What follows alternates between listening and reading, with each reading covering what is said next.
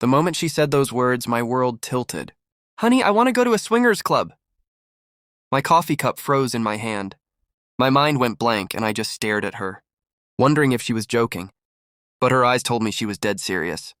That single sentence changed everything. It tore open a door I didn't know existed. And behind it, I found a truth darker than I could have imagined.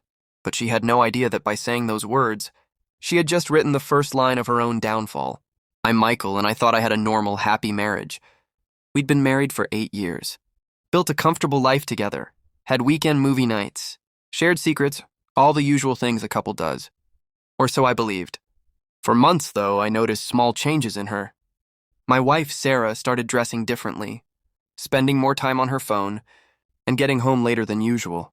Always with the same excuse, girls' night. At first, I brushed it off. But then one night, out of nowhere, while we were watching TV, she looked at me and said it.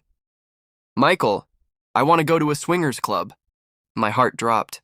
I asked her what made her say that, and she shrugged. "It's just, I want to try something new. It doesn't mean I don't love you." Something inside me cracked. I wasn't an idiot. I could see where this was going. People don't just wake up one day and decide to explore. They get the idea from somewhere or someone. So instead of arguing, I stayed calm. I told her, "If that's something you want to explore, give me some time to think about it." She smiled, relieved that I didn't blow up, and hugged me. That hug felt empty, like it came from a stranger. That night, while she was asleep, I sat in the living room staring at our wedding photo. I couldn't shake the feeling that she was already involved with someone else, maybe the same person who put that idea in her head. The next morning, I contacted a private investigator. I gave him her schedule, her gym, and her so-called girls' night dates. He told me he'd update me within a week. 3 days later, he called. His tone said it all before his words did. "You might want to sit down, Mr. Daniels." He sent me photos. My wife wasn't with her friends, she was with a man she'd met at her new gym, someone I'd never even heard of. They weren't just grabbing coffee. The pictures showed them holding hands, going to bars, and entering hotels. I didn't feel anger right away, I felt numb. The woman I built my life with was living a second life behind my back. But instead of confronting her immediately, I wanted her lies to bury her. So I waited. For 2 weeks, I acted completely normal. I even asked her about the swingers club again, pretending I was curious. She got excited and said she'd already found a place online that we could try. She had no idea that her secret was already mine. When the weekend came, she said she wanted to go check out the club with a friend first. I smiled and told her, "Sure, have fun. Just be careful." The private investigator followed her again that night. She didn't go to any club. She met the same man at a fancy hotel across town. This time I didn't just get photos. The investigator had recorded video of her, laughing and calling him by a nickname she used to call me.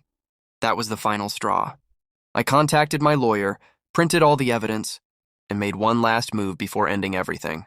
I told Sarah I'd planned a special surprise dinner for her, just the two of us.